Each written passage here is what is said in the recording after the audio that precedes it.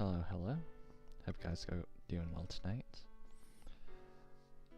Webtoons are something I came across in the midst of my high school, and they've been with me through ever since.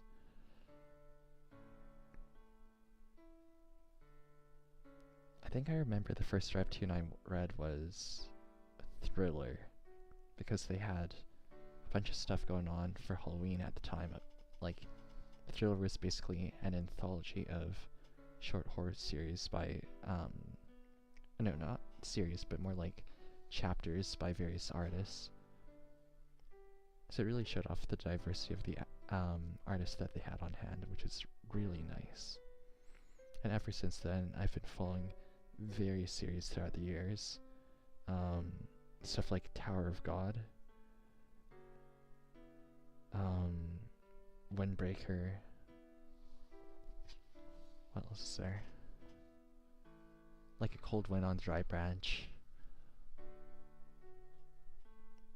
Everything is Fine.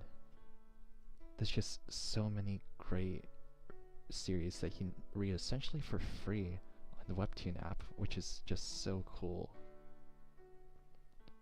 That said, I won't be ranking those today because those series are still ongoing, and I'd rather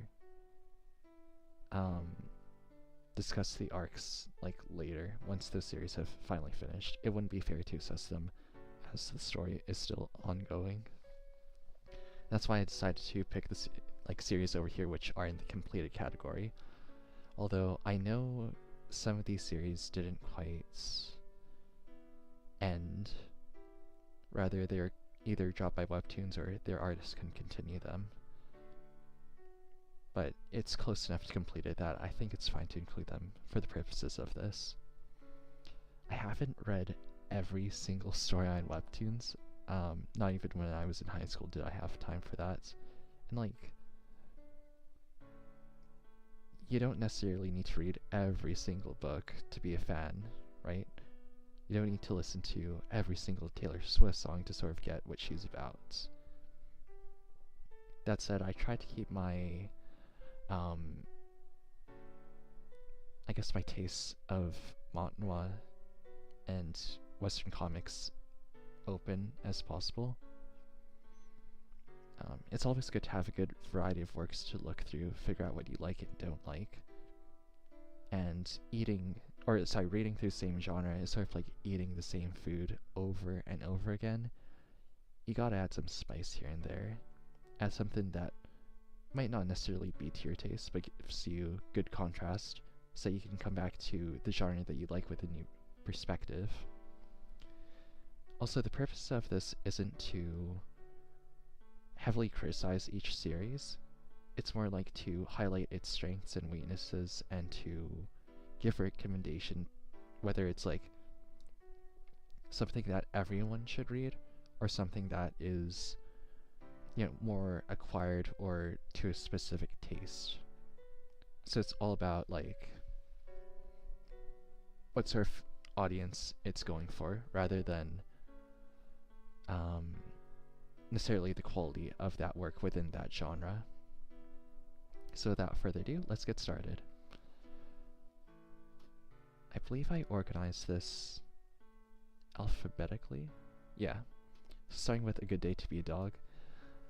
This was a very cute, sort of slice of life story. The characters in it were generally very likable, despite the circumstances that they're in, and that was really good for creating drama, especially as it highlighted the difference between their ancestors versus who they are now, which was really interesting to see.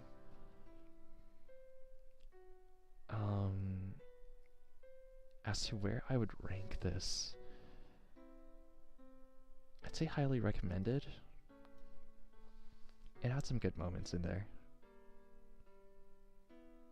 Oh, and I also realized I'm missing a series in this actually.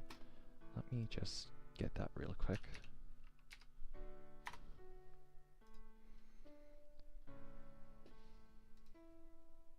Let's see.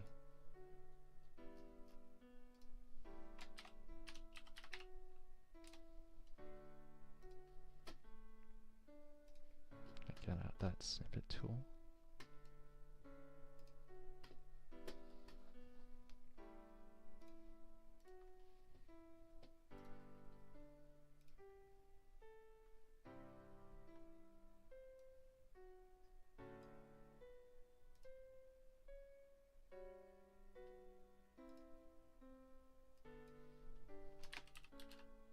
I know I did have it in there. Never mind. Okay. Yeah, it was just generally a comfy story, great drama, especially in the interactions between the different characters. It had a very strong supporting cast too. Everyone had their own motivations, and it felt very grounded because of that. It didn't feel like there was, how do I put it? Like there was downtime between the dramatic moments, but it felt like a very comfy mix of things. And the ending was great too. Next up, speaking of endings, All That You Are. So this was an example of a series that didn't quite have an ending, but I do remember falling in love with the art direction first, then with the characters involved. For this series, it's very dramatic. It's set in like a post-apocalyptic scenario, and the main character is a woman who's haunted by her past decisions, which ultimately cost her the lives of her comrades. So she's learning how to trust people again, learning how to live with her guilt and her regrets, and becoming stronger because of that. Things, I believe, don't necessarily go, like, always go her way. But she's usually practical and comes to the correct decisions. That said, the series didn't quite end, so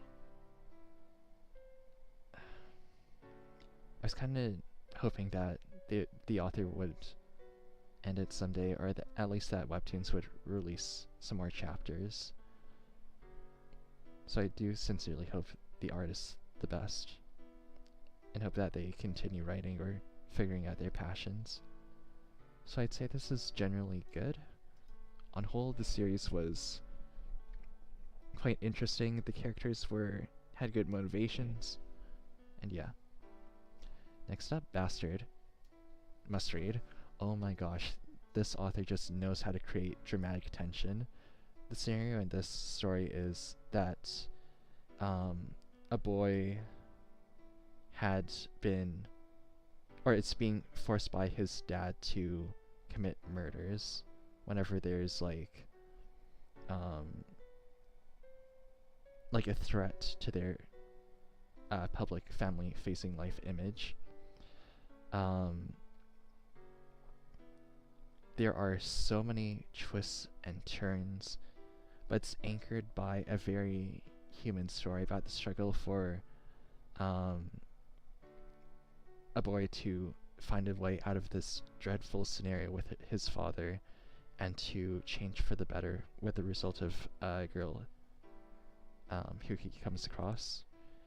It's very bleak, but there's a lot of moments of like light that have occasionally peek through that help you, like, both the main character and the reader see through the story through to the end. Next up, Chiller, the series that originally got me to reading Webtoons. I'm going to place it into generally good because some of the stories were hit and miss, but I do appreciate some of the innovations that they had with their stories, especially since with horror series like this, they tend to be very creative with their like adding animations as well as sound design. Like, you absolutely need to read through this series with headphones on just to get that full immersive experience. It's great. And then next up, Deep. This one's a bit of a sleeper. I haven't really seen it talk too much, and wasn't really that popular. That said though, this is a series about, like, similar to All That You Are in dealing with regrets. The scenario in this story is where dead people inexplicably arrive back on land. they're pretty dormant, but eventually the whole town gets essentially consumed by them. So it's a battle over, how do I put it, like coming to terms with people who've passed on. The art style is also very nice, the characters are likable, and there's some very interesting dramatic stakes. The ending was a bit weird.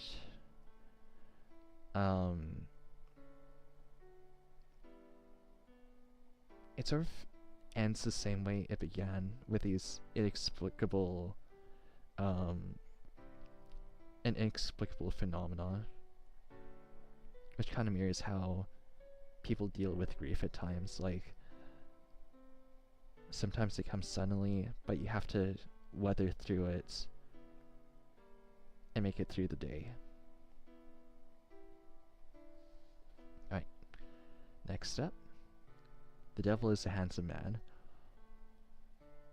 I love the artwork in this, and it really felt like the series was going somewhere too because of how much care was put into the backstory for each of the main characters.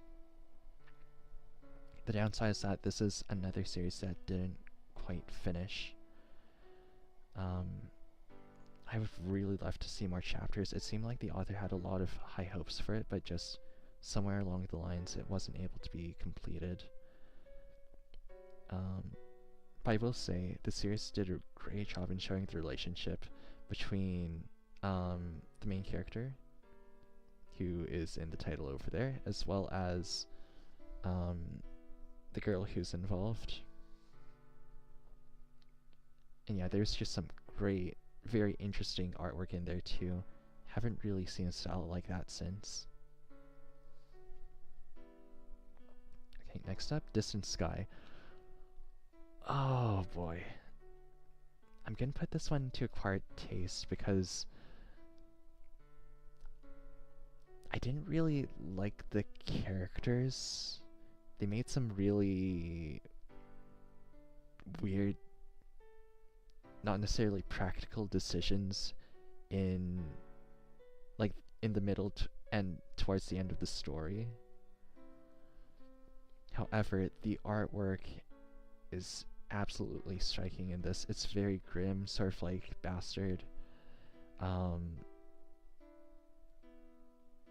the environment is also very heavy, very bleak. It's a story that, how I put it, kind of spirals out of control. It also jumps the shark a few times. But it's kept grounded by the relationship between the two characters in here. So despite all the twists and turns that they face, the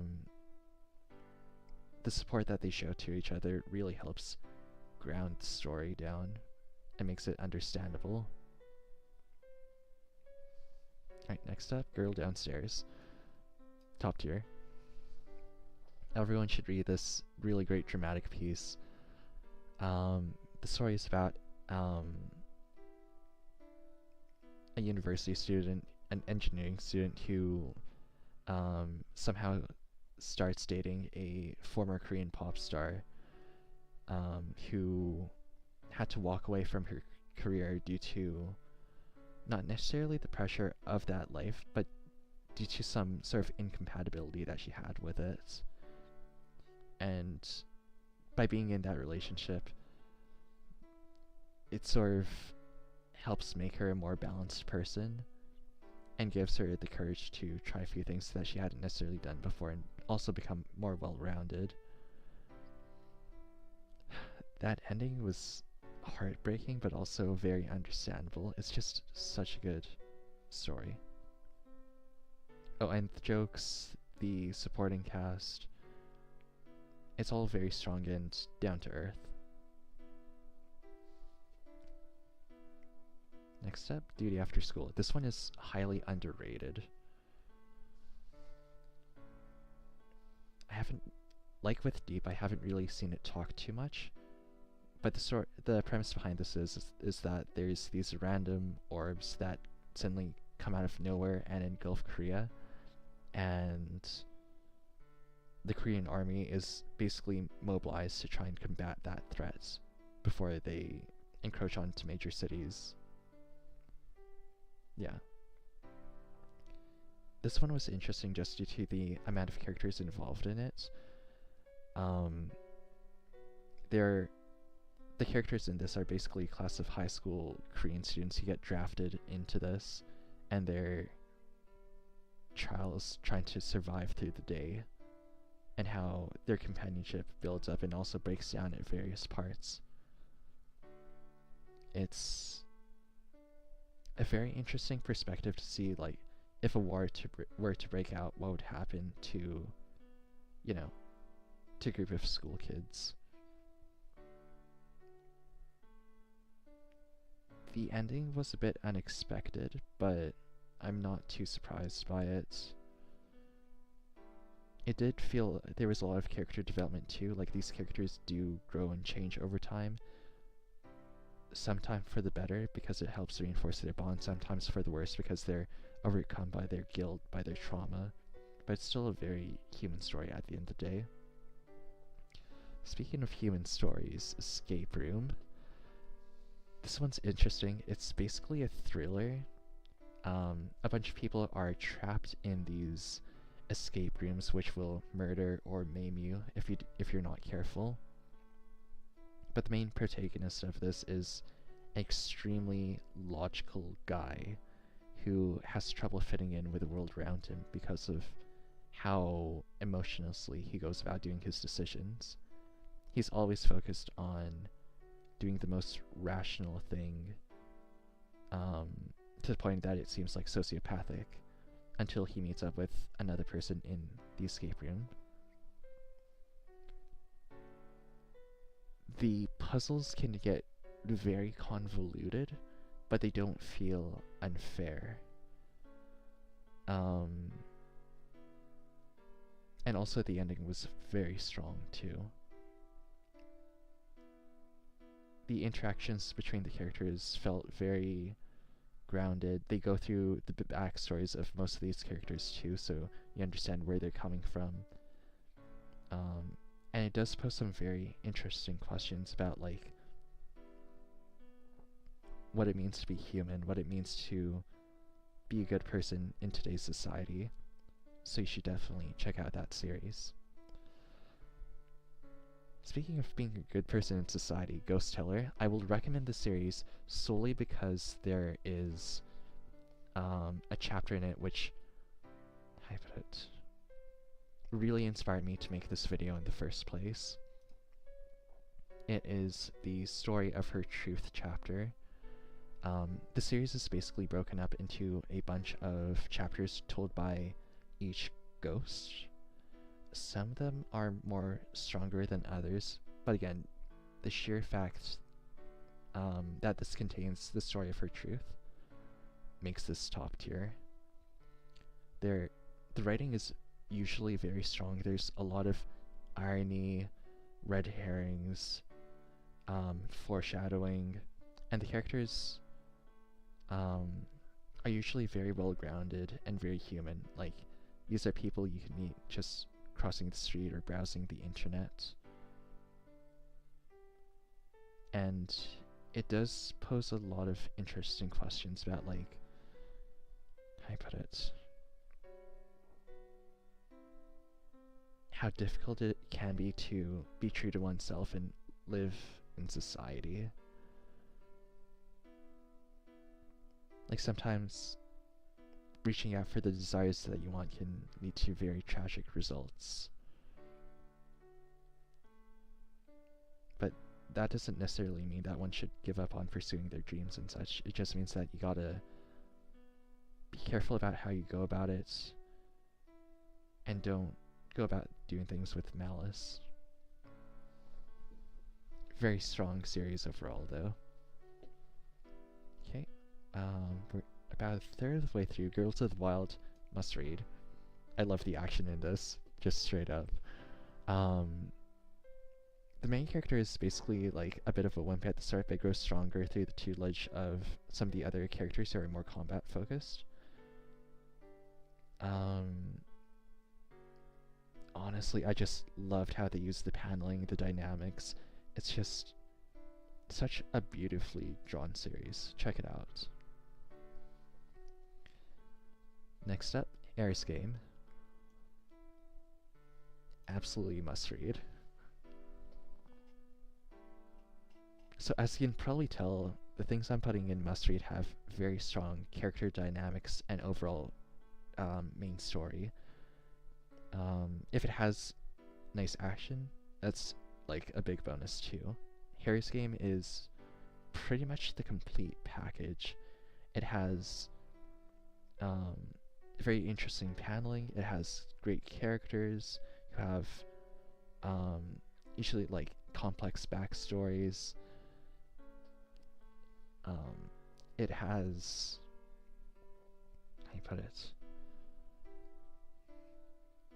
It occasionally has some musical chapters too, which is a nice touch.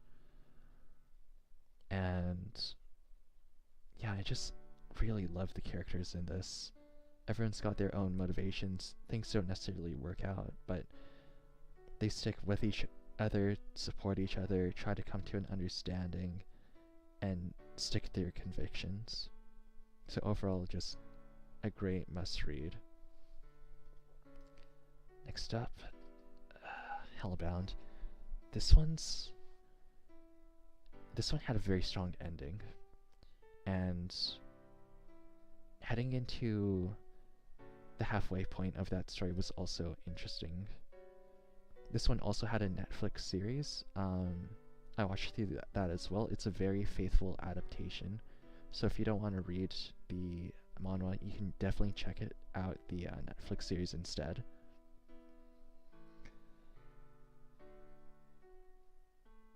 I felt in this case that, how do I put it? Some of the characters were a little bit static and flat compared to the other ones up there in the must-read section. But the overall story poses some very thoughtful questions about like how to deal with tragedy and cope with that sort of stuff. The whole story is about these mysterious creatures who, how do I put it? Like, some people are just straight up marked for death by this weird supernatural being, and this supernatural being gives them like a time of when they're going to get dragged down to hell. And when that time arrives, these mysterious muscle-bound creatures pop out of nowhere, beat the hell out of their target, and turn them into ash. And then the whole world is just like freaking out over this circumstance, and a cult pops in to try and explain and how do I put it? Accuse those of being marked for death as, you know, being sinners and justifying their methods. So very interesting story. Really goes into detail about like what is sin and the harms of like scapegoating, especially in today's media-filled environment. Alright. This one's tough. Hive. I'm gonna put into must-read because with this one, like with Escape Room, like with Bastard, this one has a bunch of crazy terms backed up with some really nice action sequences. Usually the characters don't make too many dumb decisions, and sometimes the main protagonist gets away with a few things that would normally kill most people. But overall, it's a very competent series. The only thing I would wish would be like a cleaner ending, because there's a lot of unresolved plot points that would make for a fantastic prequel or sequel if the author ever decides to come back and revisit it. The scenario in this one is where a bunch of bugs, apparently caused by the increased saturation of oxygen, emerge and start like taking over entire cities. And so this is the story of one of those survivors who tries to go and find his missing daughter and wife. So again, the characters in this, especially the old man, are fantastic. I felt very attached to them. They were very compelling. Next up is Hooky. I'll put this into must read too. This is a coming of age story. About, how do you put it? The story could have just ended if they just made it to their bus, but nah. This is a story about two, I believe, twins who have this great magical ability, and they're supposed to get trained to use it by this wizard school. But because they miss their bus, they get sent elsewhere instead in order to master their magic. And the whole conflict is between those who, I believe, those who have magic versus those who don't. And the prevention of, like, further conflict between those two sides. It's a very wholesome story. Things get pretty dark despite its aesthetic, which kind of looks like a kid's story. But I think that works well in its favor. There's a lot of highs and lows, but it flows well for the most part. Yeah. Alright, next up, the Lessa series. I'm gonna put these entirely recommended. The action in this is good. It's just that the pacing of it can be a bit weird at times. Like, some parts drag on for a little bit. And some of the characterization can be a bit weird, especially with the main character. I do like, I believe Lessa's, like, character dynamics throughout this story. He's very chill, and he's a good foil to the main character. I won't rank it higher because the overall main story kind of gets convoluted, especially by the end of the second part. Yeah. Anyways, love advice from the great Demon Duke of Hell. Check it out. The art style, the pacing, the characters, the comedic timing, all of it's down there. The story is about, like, a guy who summons a Duke of Hell in order to help boost his chances of, or like help him help him have another girl and fall in love with him. And there's a whole bunch of hijinks and plot turns along the way, but it's just so well done. I am looking forward to whatever this artist makes. It's great. Check it out. Lunar Baboon. So this one's interesting. This is definitely slice of life. Not everything will necessarily land because the author of this tells a lot of personal stories about his family and his kid growing up. And in some chapters you can definitely get that sense of, like, grief, but also joy in other parts. It's a very well balanced and holistic way of looking at life, looking at the highs and the lows and trying to learn from that, become a better person. I remember sharing this, like, comic with friends too when I was in university, and it was just a good way to break the ice, to cheer up someone's day by sharing a story. So I'm really grateful to the author for that.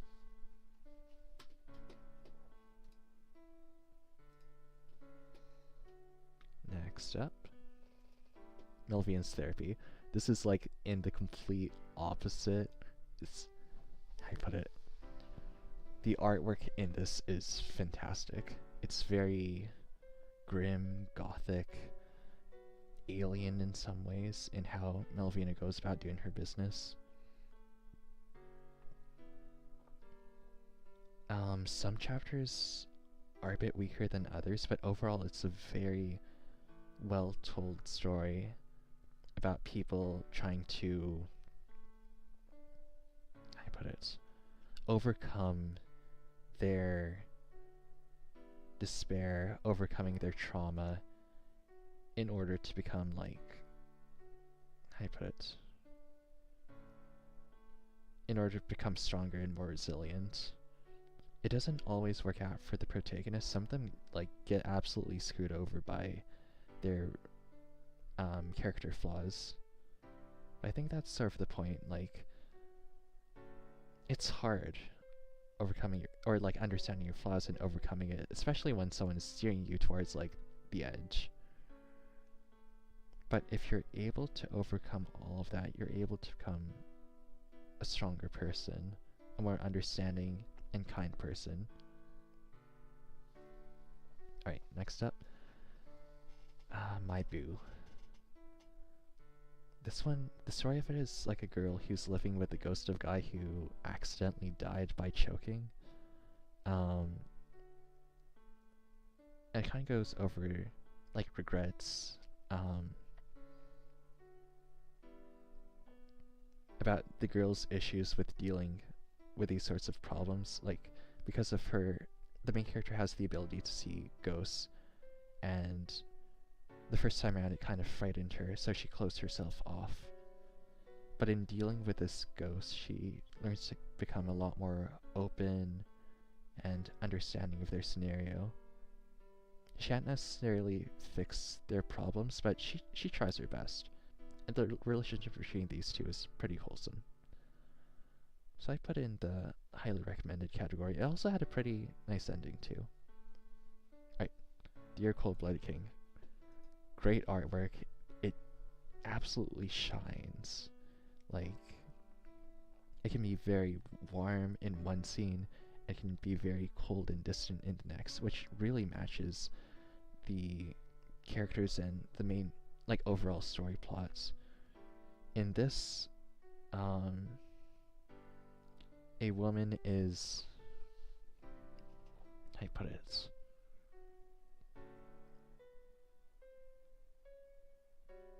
A woman is somehow brought in and courted by a high-ranking official, as well as the king who currently rules over their kingdom. And there's a whole bunch of drama going about, like, the impending civil war, confronting the past king's crimes, about the feelings that the official and the king have towards the main character. And it has a very strong supporting cast too. There's just a lot to love about this series, and I highly recommend anyone check it out. Next up, Nanolist. This also goes up there. It's made by the same person who did Duna. It is very unhinged at times, but I think that adds to the ridiculousness of this series. In this story, a boy basically meets up with, or not really meets up with, but is forced to take care of this android called Nano, who killed his sister. So the story is mostly about them trying to work around various corporations and not get exploited or, you know, completely ruled over by them. Some parts are some things go smoothly, some things don't. The relationship between the three main characters builds up and breaks down very frequently, but overall they really do care about each other, and that's shown throughout this entire series and makes it interesting. So yeah, absolutely must read. Also, the artwork in combat is very interesting. It's dynamic. it's very reminiscent to Girls of the Wild in that sense. It's easy to just look at it and appreciate it. Okay, next up, I'll put these into must read because these were one of the first series that I read, Noblesse, and the the extra comic that came out when the Webtoon app came out. So Noblesse is a story about like a vampire who's just trying to live a quiet life. He is the former ruler of the vampires, but unfortunately he used a lot of his power in an older conflict. So he just kind of wants to live a quiet life, though he will step up and defend those he cherishes and use some of his remaining power to do so, even if it costs him in the long term. So it's a very wholesome story in that sense. Sometimes the pacing can be a bit slow, but because the series has ended now, it should be easier for newer viewers to get into, because they're now able to go at their own pace.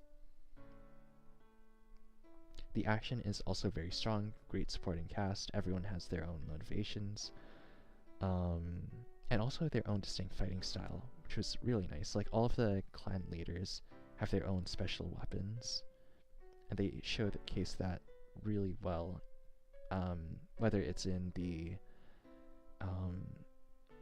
art style as well as like how their combat flows.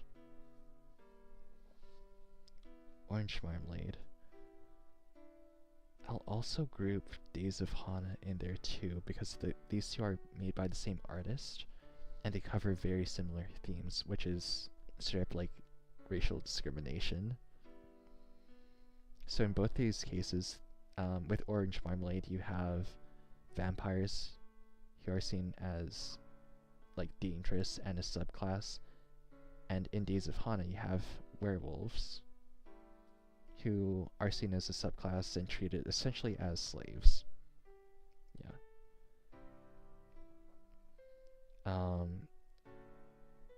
And both of them are sort of coming of age stories, so the characters will have to confront some very messed up things about their society, about their like circumstances of their birth, and building up relationships with characters. I do like Days of Hana more because, I mean, on one hand it's a bit more of a tragic tale, but also it feels like Days of Hana explored the themes a lot more, especially since they were more serious.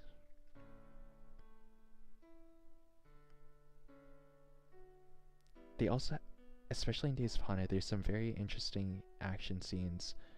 The author pays a lot of detail to the characters' facial expressions and their eyes, so that's really nice to see. Next up, Tales of Oscar.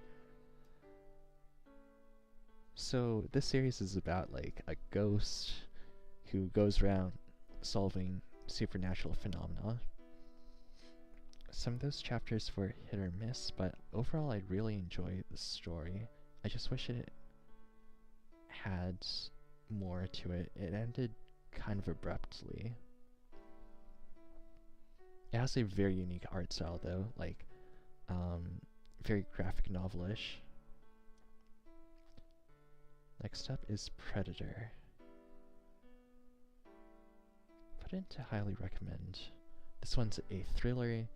A guy's friend gets turned into a cannibalistic monster, and he eventually gets recruited by a cult that worships these sorts of beings.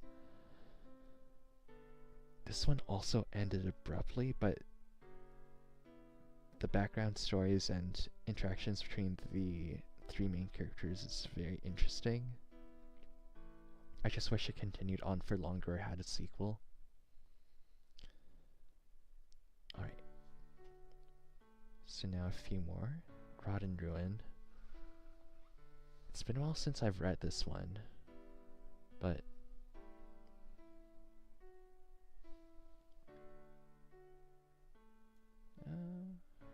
where to put this? let's do like this. I'll put into highly recommend because I feel like there's a lot of young people who might be interested in this sort of story. It's another coming of age. It's set during the zombie apocalypse, or I guess like a few years after that. So, this boy has to go on a journey in order to rescue a friend who got kidnapped by another group. And he goes with his brother, who helps train him to become able to survive in this sort of zombie-infested environment, and also to control himself more, because at this point the zombies aren't seen as too major of an issue compared to when the apocalypse first started. So it's about coping with the loss of the past, and how I put it, showing the resolve to continue in this sort of environment, and being sure that he doesn't do it alone, that he learns to rely on those around him, especially sources of unexpected help. Alright. Rodin. This one's generally good. It's a thriller. 3 main characters are joined together in their hunt for a serial killer. One of the characters has a great sense of smell, another character is great at combat, and then the last main character is, I believe, either cop or vigilante, who can see sort of like the souls of those around him.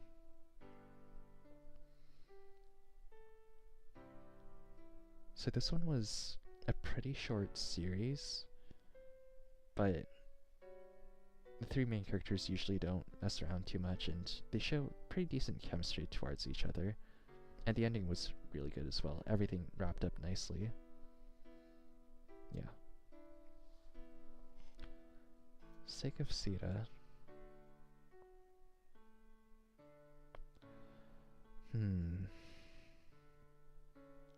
This one's a pretty minor series. It's been a couple years since I read it. But the story is about a man who sort of travels back in time in order to help a different version of his wife who passed away. It's a very short series too. And because of that, I'll put it down here with Acquired Taste. It doesn't really last too long, and I would have loved to see more. Yeah, just more of the story, more of how their life was. Right. Call If You Dare. Let me see what I remember about this one. Hold on. This one is like a similar anthology.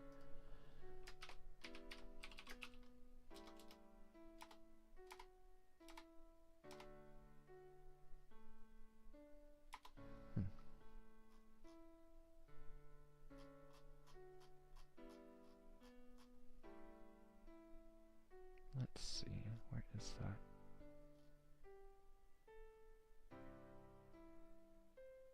Oh, I forgot to include another series in this. Hold on.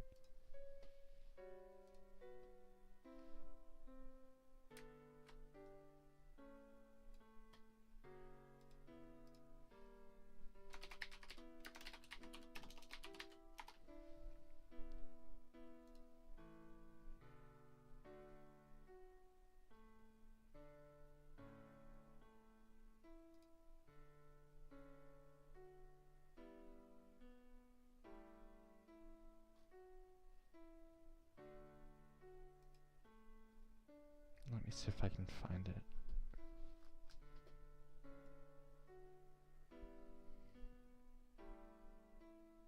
Da, da, da, da, da.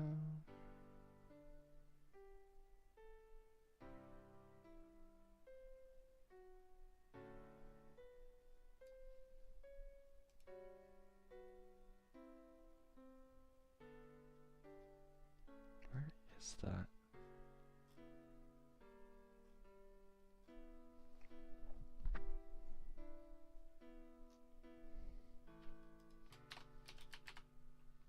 Yeah, scroll if you're there. Sorry, that was the proper term for it.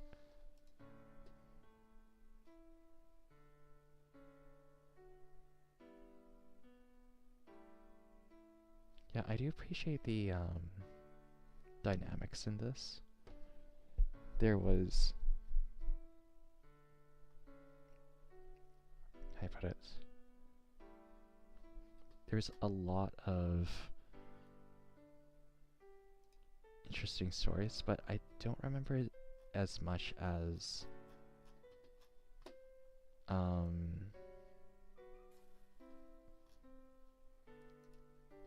I don't remember as much as Thriller, so I'll put it in generally good for now. It had similar effects in it though, like the authors were able to add in sound effects, animations, that sort of thing. Okay, except she's hopeless.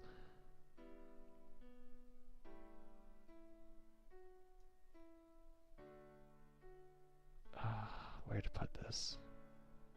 Yeah, I'll put it up here too. This one was also made by the creator of Orange Marmalade and Days of Hana. The main premise of this one is a boy is hired to be the security guard, the secret security guard of the heiress to a very vast company who's also running for election. So the main source of conflict is this guy's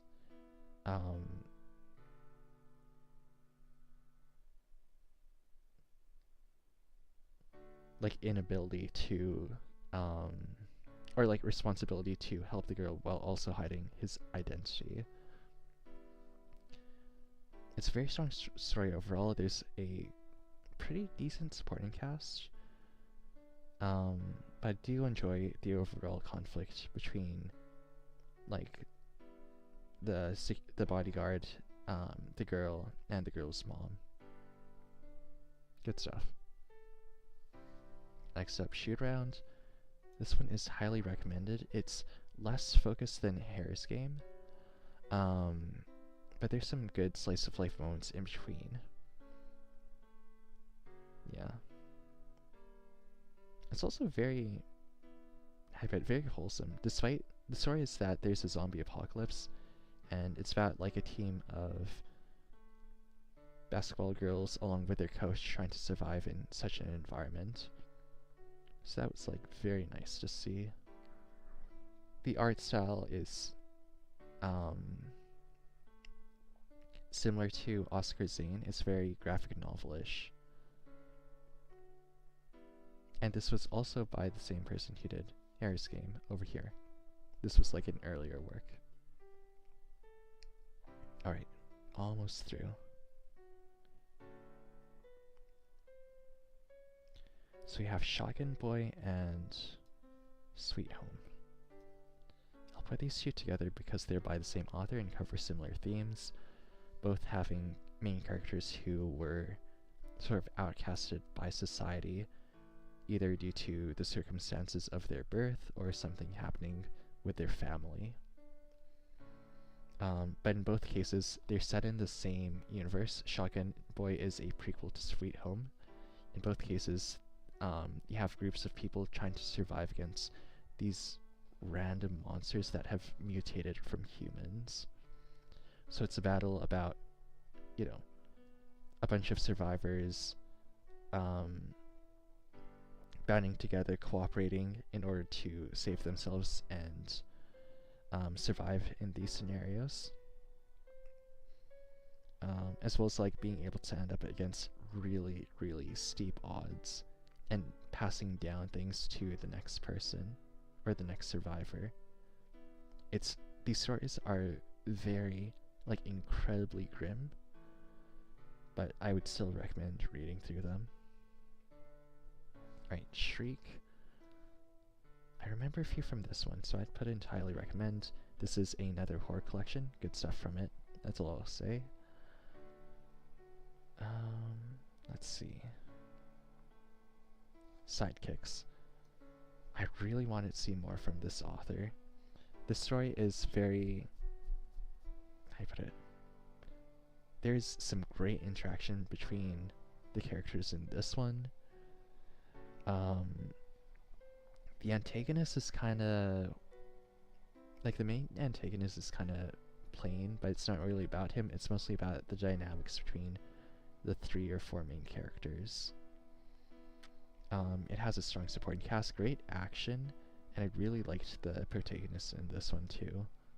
Dark Slug is also very, very based as a hero. Alright. Oh, I guess the premise of the story is that this is a world of heroes, and I believe they're usually just trying to stop crime from happening across the city. But it also seems like there's a person who's assembling certain powers together, and a guy who's also trying to get revived because he's like a real big bad villain or something like that.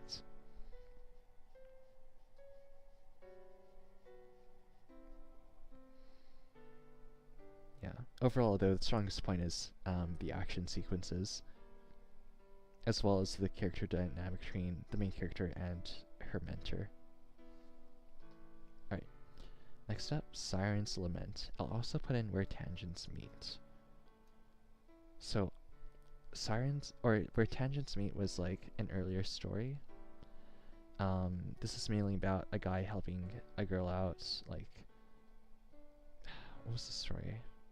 I believe the dude is kind of reclusive, and the girl helps break him out of that shell. In Siren's Lament, there are multiple things going on, which is why I put into must read instead. The character dynamics felt a lot more fleshed out along with the world. And also it had like a really great benefit of having more memorable tracks. Both of these webtoons had music involved, and I believe she had like a dedicated composer to help her out with that. But with Siren's Lament, I just felt like it had a more complete story. In Siren's Lament, the story was about a woman who falls in love with her childhood friend, but due to a series of events, she accidentally gets turned into like a half siren, and she's forced to work with the person who turned her into a siren in order to unravel like the mystery of her past, the mystery of what a siren is and what's causing it, and ultimately building back her relationship with the person who, with her childhood friend. Yeah, good stuff overall. Highly recommend reading through Siren's Lament. Alright, just a few more left. Stake Town, read it. I love the art style in this. It's very grim. The whole story, it's a little bit weird at the start.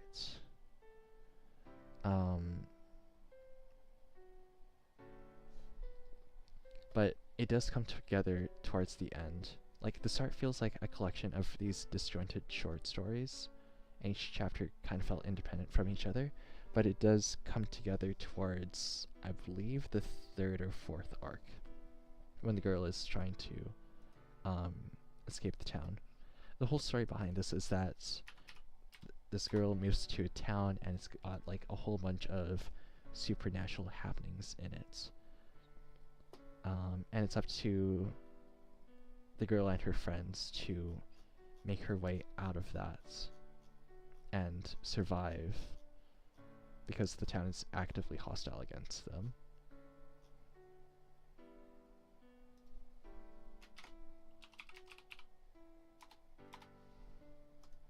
Alright. Next up.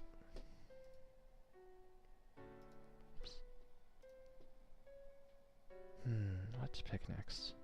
Let's go with Super Secret. Great cast. The story has, how do I put it, pretty good pacing to it. because each strip is pretty short. The characters are likable, and there's some pretty cute interactions between all of them too. Kind of gives mostly slice of life vibes, but it does have a pretty wholesome and how do I put it? It does have a pretty good overarching plot. The relationships between the characters are pretty relatable. And there's a whole bunch of drama because in this story, a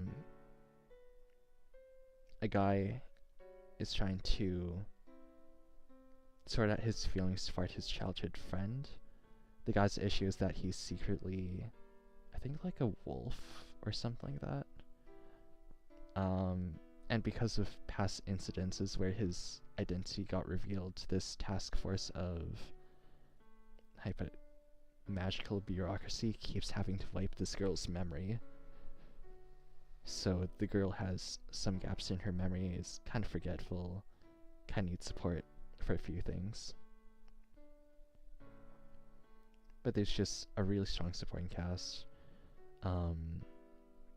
Great interactions between those two. The ending was also pretty well done too. There's a lot of, I believe, epilogue chapters, yeah. So that was nice. Tales of the Unusual. I'll put it highly recommended. There is one story in particular that I really liked. With this Tales of the Unusual in particular, it's basically a bunch of disjointed stories. But usually it comes off as with a really pessimistic or grim tone to them. Usually the protagonists don't win in their situations. That said though, there are occasionally some pretty fun or wholesome chapters. It's very reminiscent to Junji Ito in that case. Some of the stories are hit and miss though, like kind of hard to relate to, or the silliness kind of takes away from the horror unsettling factor of it. So yeah. The Cliff was also made by this author. This one's was like a bit of a short story, but I believe it ended off pretty well. Yeah. So I put that into highly recommended too. Nina at Our Office. This one was interesting because it like gave insight into the Korean work environment and like their social traditions. It's basically about a guy who falls in love with an older woman at his workplace, a woman who helps like take lead and girl bosses. I did like the dynamic between the two, but I felt the guy was very passive in some cases. The art style is very beautiful and does characterize the woman really well too.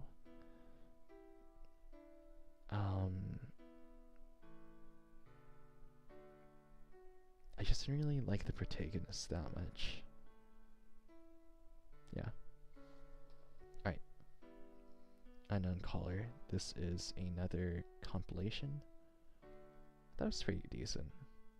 I can't remember any particular story though, which is kind of weird. Alright. So only 2 more left, and I think I have one more that I didn't put on here, so I'll need to pause my stream and put that up there in a bit. Let's see. So, Witch Creek Road, absolutely must read. There's... Is this the best horror that I have here? It's up there with Melvina's Therapy and Steaktown, actually.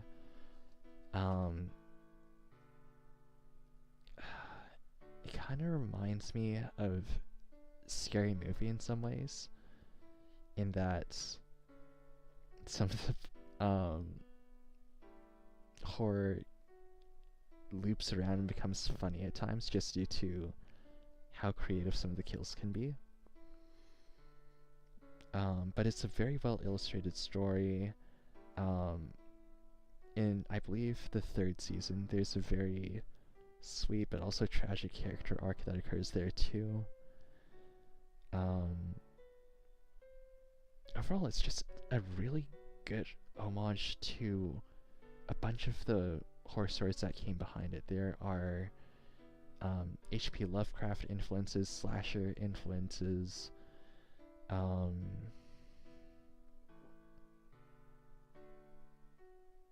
I guess like paranoia influences in there too. And all of that adds up to a very creepy, unsettling, but also kind of quirky and funny series. Check it out. And lastly, Gremmerland. This one was about as good as Melvina's Therapy. I did not see the plot twists coming, but looking back on it, it really makes sense. Just a really well done series. Also good use of color by the artist. Unlike Melvina's Therapy, this one is fully in color. The characters feel very grounded. Like people you could encounter at any sort of high school. And it's through these flaws that you're able to sort of connect with them, understand where they're coming from. Some of them are pretty bad, and I think that's intentional though, because in some ways it influences the story, but that's as much as I'll get into it. Let me just add in 2 more things real quick. Just gotta hide this for a moment.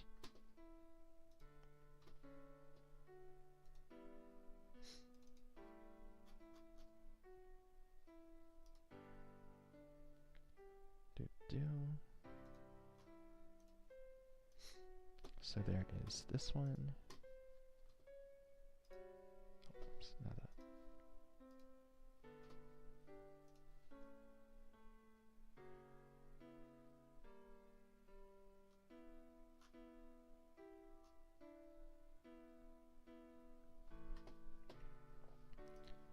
Hold on just a moment. I swear there were a few more in here that I missed.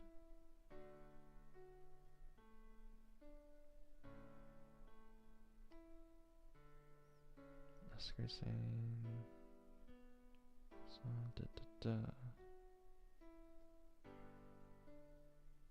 There of course going to be a bunch of webtoons that I started but didn't quite finish, but I won't say much about that because it wouldn't be fair to give a recommendation without an incomplete or without a complete understanding.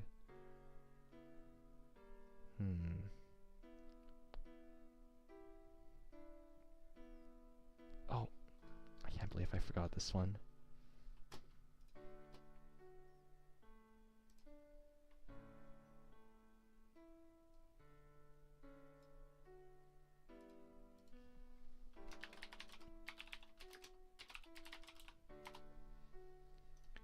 So there's that one.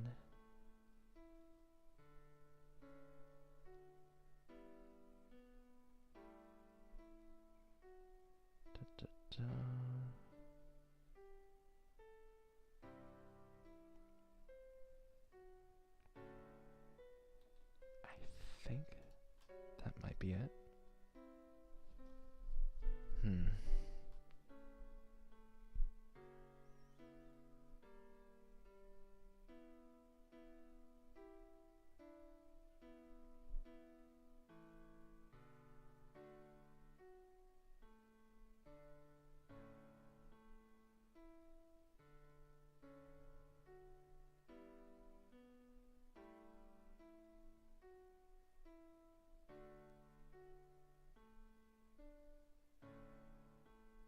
There has to be more. Hold on.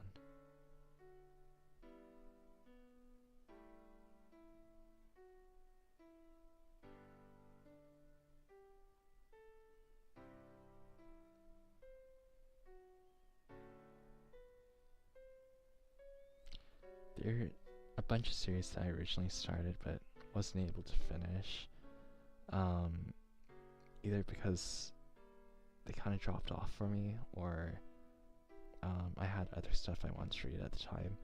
One of the biggest victims of that was Dice. The music in that one is incredibly based, but I believe in the third major arc or season, I kind of dropped off. The protagonist just got really, really... He made some dumb decisions that he really didn't need to do. I wanted to do Dr. Frost as well, but I got tired of waiting for the chapters. That one was interesting just due to how much it referred to like psychology in order to push forward the story. I remember hearing some criticism about how it used or relied a bit too much on hypnosis though. But overall, I think it was a good understanding about like what people with mental health go through in order to seek therapy. Although, I put it, being here in North America, we get a bit of a different sense compared to how it is over in South Korea. Anyways, I have the two that I found. Right, so, Dead Days.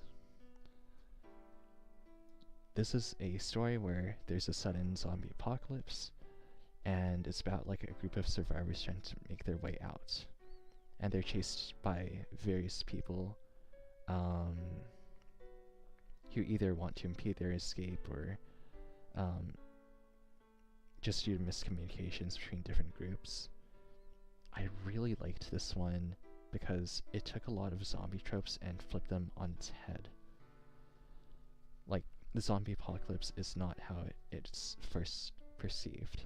The only thing I wish, it had a great ending, but I just wish there's more story, because there's a part that kind of leaves on a cliffhanger. I wish they made a sequel to this one. And then lastly, West Vibrato. I have a real soft spot for stories like these. The main story of this one is a girl, I believe in South Africa, who was originally a weapons repairer, but she was afforded the opportunity to sort of grow out of that and repair musical instruments instead.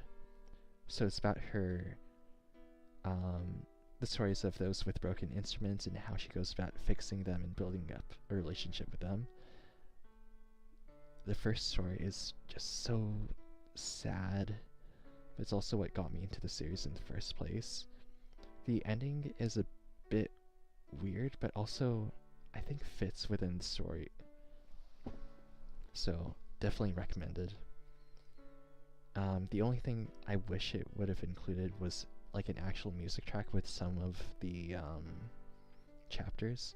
I feel like that could have really elevated that series. Kind of like how Silence Lament had a lot of music in theirs. Alright, so that's pretty much the list. Thank you for coming in, checking this out. This is not the end-all be-all for all the webtoons, but I think it's a pretty good overview of what's out there. Additionally, not all of the webtoons are found on the website. Sometimes you might need to try digging a little bit deeper. But yeah, most of these are free, or you would have to use it like a daily pass in order to read through them though. But do check them out if you have time. Alright, that's the end of the stream. Thank you for coming. Have a good night.